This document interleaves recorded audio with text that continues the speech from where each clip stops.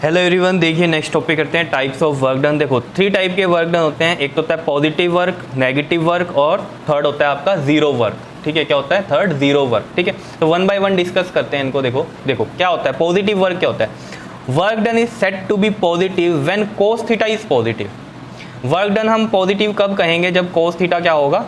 Positive होगा। ये कब होता है कोस थीटा पॉजिटिव? कब होता है? जब थीटा जो होता है आपका जो है ग्रेटर देन और equal to 0 and less than 90 पे होता है। बिकॉज कोस 90 तो क्या जाता है? 0 जाता है, तो जीरो वर्क डन तो करना नहीं है हमें, समझ रहे हो? तो 90 से लेस ही रहेगा और 0 के इक्वल हो सकता है बिकॉज कोस 0 क्या होता है? 1 है, तो पॉजिटिव वैल्यू देता है। ठीक है, जैसे हम इसमें बात करें कि यहाँ पर जैसे ये ऑब्जेक्ट है, कोई बॉडी है, ठीक है, इसकी जो डिस्प्लेसमेंट हो रही है वो इस डायरेक्शन में हो रही है और जो फोर्स है वो इस एंगल थीटा पे हो रही है। तो ऑब्वियस बात है, दो कंपोनेंट में जब हम डिवाइड करते हैं तो ये वाला कंपोनेंट क्या आता है? एफ कोस थीटा, और ये वाला क्या होता है? इसका vertical component F sine theta होता है। ठीक है, क्लियर है इतनी बात? तो यहाँ पर पॉजिटिव वर्क में जो फोर्स का जो कंपोनेंट है वो सेम डायरेक्शन में रहेगा डिस्प्लेसमेंट के साथ, समझ रहे हो? तो यही बात हमने यहाँ लिखी है, force acting on a body has a component. जो फोर्स एक्ट कर रही है बॉडी पर उसका जो कंपोनेंट है in the direction of displacement, तो वो वाला क्या होता है? पॉजिटिव वर्क होता है। देखो अब यहाँ पर जो वर्क का जो फॉर्मूला बनेगा वो यही बनेगा, एफ एस कोस थीटा, यही बनता है हमारे पास। तो यहाँ पर जो भी वैल्यू आएगी वो कैसी रहेगी? पॉजिटिव वैल्यू रहेगी। क्या इतनी बात क्लियर है? जैसे इसमें 0 डिग्री के लिए बात करो अगर आप, ठीक है, तो यहाँ पर थीटा कुछ भी होगा, 0 भी हो सकता है। ठीक है, अगर 0 लेके चलें, क्योंकि इक्वल टू 0 में कह रहा है, अगर 0 लेके चलें तो कोस 0 क्या होता है? 1, और एफ और एस की जो भी वैल्यू होगी तो यानी कि ये पॉजिटिव वैल्यू देगा। ठीक है, ऐसे ही आपके पास 90 से लेस तक के जितने एंगल होंगे उनमें सब में ये पॉजिटिव वैल्यू देगा। क्या इतनी बात क्लियर है? तो ये बात हमें समझ में आ गई कि जो फोर्स एक्ट करती है बॉडी पर has a component in the direction of displacement. इसमें मतलब जो फोर्स एक्ट कर रही है उसका जो कंपोनेंट है किस डायरेक्शन में होना चाहिए? डिस्प्लेसमेंट वाली डायरेक्शन में होना चाहिए। ठीक, जैसे एग्जांपल देखो, body falls freely under the gravity. अब देखो मेन कहानी इसमें क्या है? Body falls freely. अब देखो बॉडी जो है ऊपर से ऐसे फ्री फॉल हो रही होगी, ठीक है, डिस्प्लेसमेंट भी यही हो रही है इसकी, और फोर्स कौन सी लग रही है इसमें? ग्रेविटी वाली। ठीक है, under the force of gravity. तो भी बात है, यहाँ पर ग्रेविटेशनल फोर्स भी क्या लगती है? डाउनवर्ड ही लगती है, और डिस्प्लेसमेंट भी डाउनवर्ड ही हो रही है, तो सेम डायरेक्शन ही है। ठीक है, horse pools a cart. Obviously बात है, हॉर्स जो है जब कार्ट को पुल करता है तो फोर्स जिस डायरेक्शन में लगा रहा है उसी डायरेक्शन में क्या होती है? उसकी डिस्प्लेसमेंट भी होती है। ठीक है, तो एक तरह से ये कर सकते हैं हम, यहाँ पर कहानी समझ सकते हैं। ठीक है, तो ये चीज़ आपको ध्यान में रहनी चाहिए। Body falls freely under the gravity में क्या होता है? पॉजिटिव वर्क, और हॉर्स पुल्स अ कार्ट का क्या होता है? पॉजिटिव वर्क होता है। ठीक है, तो ये बिल्कुल सेम थोड़ी सी कहानी कैसी है जैसी नॉर्मल हमने यहाँ पर कांस्टेंट फोर्स में जब बात करी थी, फोर्स और डिस्प्लेसमेंट सेम डायरेक्शन में है तब। ठीक है, तो यहाँ पर हमारे पास पॉजिटिव वर्क डन में हमें पता चल गया कि सेम डायरेक्शन वाली कहानी होती है। ठीक है, या तो उसका कंपोनेंट हो जाए या नॉर्मल जो है फोर्स भी सिंपल वाली भी हम लेके कर सकते हैं। ठीक है, क्लियर है इतनी कहानी?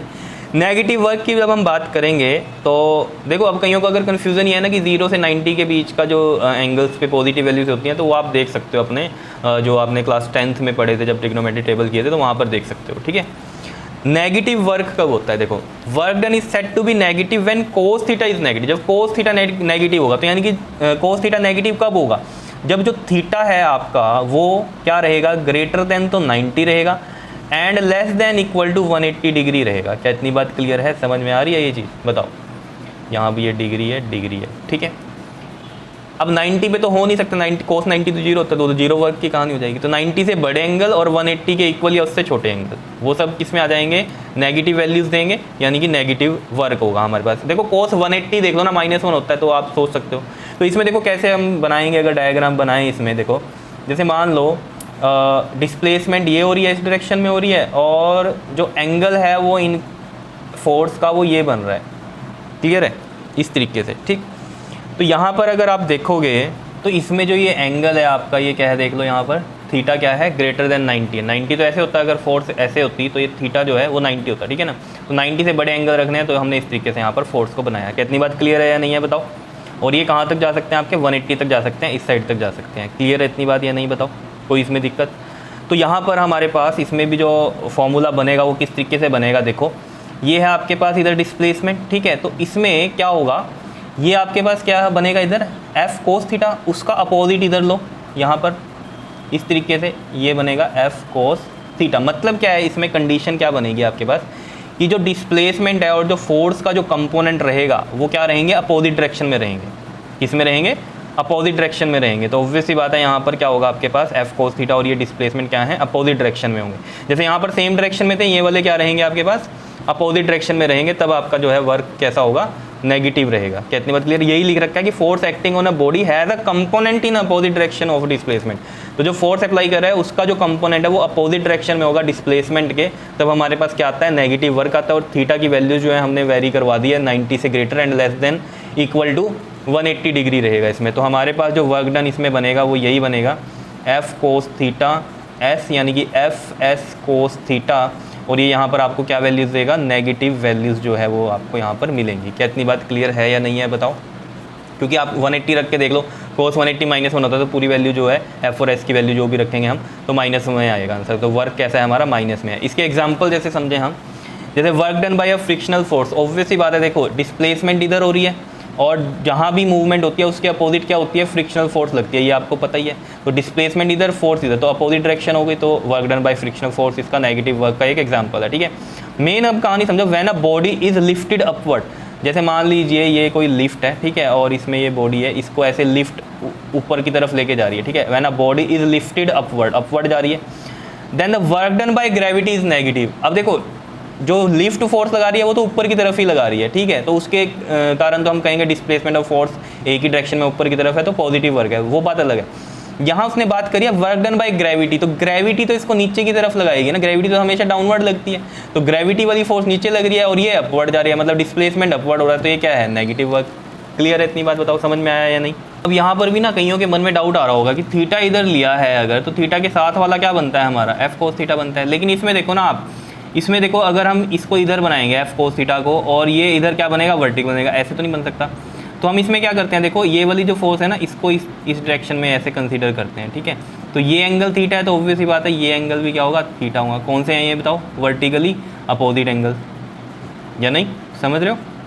ये एंगल थीटा तो ये भी एंगल थीटा होगा, तो ऑब्वियसली बात है अब तो समझ में आ रहा होगा। हाँ थीटा लगा हुआ है तो ऑब्वियसली बात है ये वाला साथ वाला क्या बनेगा हॉरिजॉन्टल वाला एफ कोस थीटा बनेगा। क्लियर है इतनी बात? ये चीज़ समझ में आ गई होगी।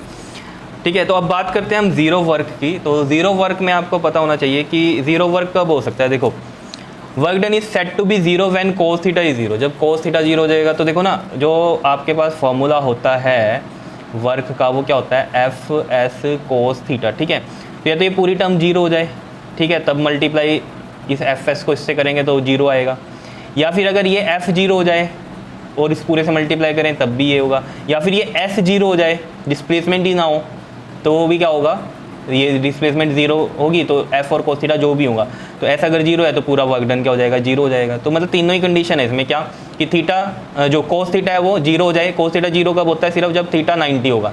कोस 90 क्या होता है? क्योंकि जीरो होता है, ठीक है, तो थीटा 90 वाली कंडीशन है, इसलिए यहाँ ऊपर आप देख रहे होंगे ऊपर यहाँ भी लेस देन 90 था और यहाँ पर क्या था ग्रेटर देन 90 था, कोई भी इक्वल टू 90 नहीं था क्योंकि 90 पे क्या होता है जीरो हो जाएगा, कोस 90 जीरो होता है, तो ये यहाँ पर आएगा। और या फिर एफ जीरो हो जाए या फिर एस जीरो हो जाए तब भी वर्क डन क्या रहेगा जीरो ही रहेगा। जैसे कि example earth moves in a circular motion around the sun. देखो जैसे मान लीजिए ये सन है, ठीक है, और इसके रिवॉल्व ये जो इसका ऑर्बिट है यहाँ पर ये अर्थ मूव कर रही है, ठीक है, तो ऑब्वियस रहता है अर्थ ऐसे मूव कर रही है तो एक पर्टिकुलर पॉइंट पे हमें पता है टेंजेंट डाल के इसकी डायरेक्शन निकालते हैं, ये होती है, और ये जो होती है इसके सेंट्रीपिटल फोर्स होती है, ठीक है ना, फोर्स होती है सेंट्रीपिटल फोर्स ये, ठीक है, और ये एंगल कितना बन रहा है यहाँ 90 बन रहा है, समझ रहे हो? तो ये सन और अर्थ की बात नहीं है, कोई भी चीज़ जो सर्कल में मूव करती है उसमें यही कहानी होती है, ठीक है ना, डिस्प्लेसमेंट ये हो रही है और फोर्स इधर लग रही है, तो ये देख लो 90 डिग्री बनता है इनमें एंगल। तो कोई भी सर्कुलर मोशन है उसमें क्या होता है वर्क जीरो होता है, बिकॉज फोर्स और डिस्प्लेसमेंट कितने डिग्री पे है 90 डिग्री पे, बिकॉज ये सेंट्रीपिटल फोर्स है अंदर की तरफ, और ये डिस्प्लेसमेंट अगर हम देखें एक पर्टिकुलर पॉइंट पे जब हम डायरेक्शन देखते हैं तो वो क्या होती है टेंजेंट डालते हैं सर्कल पे, तो टेंजेंट डाला तो डिस्प्लेसमेंट ये हमें दिख रही है, तो 90 डिग्री बन रहा है एंगल, तो कोस 90 क्या होगा जीरो हो जाएगा, तो कोस 90 जीरो, तो ये पूरा का पूरा टर्म जीरो, तो वर्क जीरो हो जाएगा, ठीक है। दूसरा क्या कहता है work done in pushing a immovable stone, एक बहुत भारी स्टोन है, एक बहुत भारी स्टोन है, आप इसको क्या कर रहे हो पुश कर रहे हो, लेकिन ये तो मूव ही नहीं हो रहा, मूव नहीं हो रहा मतलब डिस्प्लेसमेंट क्या है जीरो है, तो वर्क डन भी क्या हो जाएगा जीरो हो जाएगा, चाहे फोर्स जितनी मर्जी लगा रहे हो आप। क्लियर है इतनी बात?